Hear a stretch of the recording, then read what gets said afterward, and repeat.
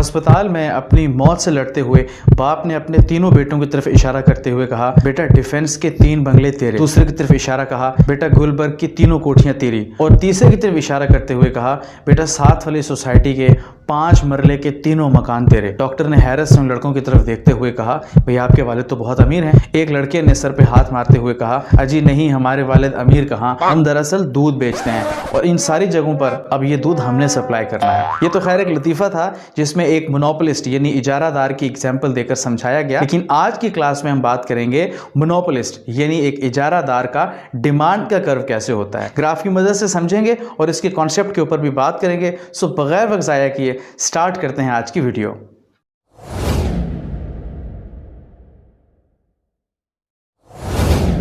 जनाब, तो हम देख रहे हैं मोनोपोलिस्ट का डिमांड कर। समझने की कोशिश कीजिएगा। मोनोपोलिस्ट यानी इजारादार जब भी अपना प्रॉफिट मार्जिन बढ़ाना चाहेगा, मैक्सिमम प्रॉफिट कमाना चाहेगा, तो वो क्या करेगा? वो प्रोडक्ट को ज्यादा से ज्यादा सेल करना चाहेगा किसी भी एक बिजनेसमैन की तरह, ताकि वो ज्यादा बेचे और ज्यादा मुनाफा कमाए। अब ज्यादा बेचने के लिए कस्टमर की इस साइकी से, इस नफ्सियात से खेलता है और वो ये करता है कि चीज की कीमत को कम कर देता है। भाई जब वो चीज की कीमत को कम करेगा तो लामोहल्ला कस्टमर उसकी तरफ अट्रैक्ट होगा और वो ज्यादा से ज्यादा खरीदने की कोशिश करेगा। बस यहां पर भी इसी वजह से मोनोपोलिस्ट का ग्राफ हमेशा नेगेटिव कर्व होता है। वो मैं आगे चल के बताऊंगा कि नेगेटिव कर्व होता है। भाई डिमांड कर्व बनाते हुए हमने एक एक्सिस पे रखी प्राइस और दूसरी एक्सिस पे रख दिया हमने आउटपुट। अब वो जैसे जैसे चीज की कीमत को कम करेगा, मसलन पहले P प्राइस थी और आउटपुट था उसका Q, जैसे ही उसने अपनी कीमत को कम किया यानी P से P1 पे आया, सो क्या हुआ ये कि P से P1 पे जैसे ही प्राइस को कम किया गया, आप देख रहे हैं स्क्रीन पे कि वो Q से Q1 पे चला गया, यानी उसकी जो सेल होने वाली प्रोडक्ट थी यानी आउटपुट था वो बढ़ गया। इसका मतलब ये हुआ कि प्राइस गिरी और डिमांड बढ़ गई, यानी उसकी सेलिंग बढ़ गई, उसका आउटपुट बढ़ गया।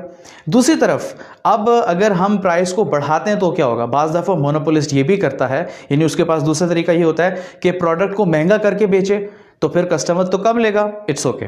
प्राइस अगर बढ़ा देंगे चीज़ महंगी हो जाएगी, अगरचे चीज़ कम बिकेगी लेकिन उसके पास प्रॉफिट मार्जिन इससे भी अच्छा खासा बन सकता है।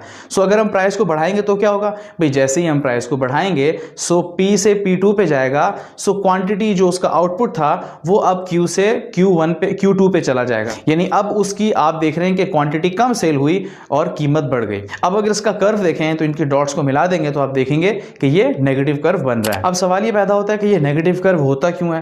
भाई जब भी 2 वेरिएबल्स, मिसाल के तौर पे हमने लिया प्राइस और आउटपुट, जब भी 2 वेरिएबल्स के अंदर रिलेशनशिप नेगेटिव होगा या इनवर्स होगा, यानी एक बढ़ेगा दूसरा घटेगा या एक घटेगा दूसरा बढ़ेगा, जब भी रिलेशन इनवर्स होगा हमेशा ग्राफ डाउनवर्ड स्लोपिंग का होगा, यानी नेगेटिव कर्व होगा। इसी तरह आप देख सकते हैं यहां पे भी प्राइस बढ़ी तो आउटपुट कम हो गया और अगर प्राइस घटी है तो आउटपुट बढ़ गया। इस वजह से ये डिमांड कर्व हमेशा नेगेटिव स्लोप में होगा। मुझे उम्मीद है आज की वीडियो आपको पसंद आई होगी। मैं बिल्कुल नहीं कहूंगा कि वीडियो लाइक करें, अपने दोस्तों के साथ शेयर कीजिए, क्योंकि इतने समझदार तो अब आप हैं। मैं मिलता हूं आपसे अगली वीडियो में किसी नए टॉपिक के साथ। टिल देन, अल्लाह हाफिज।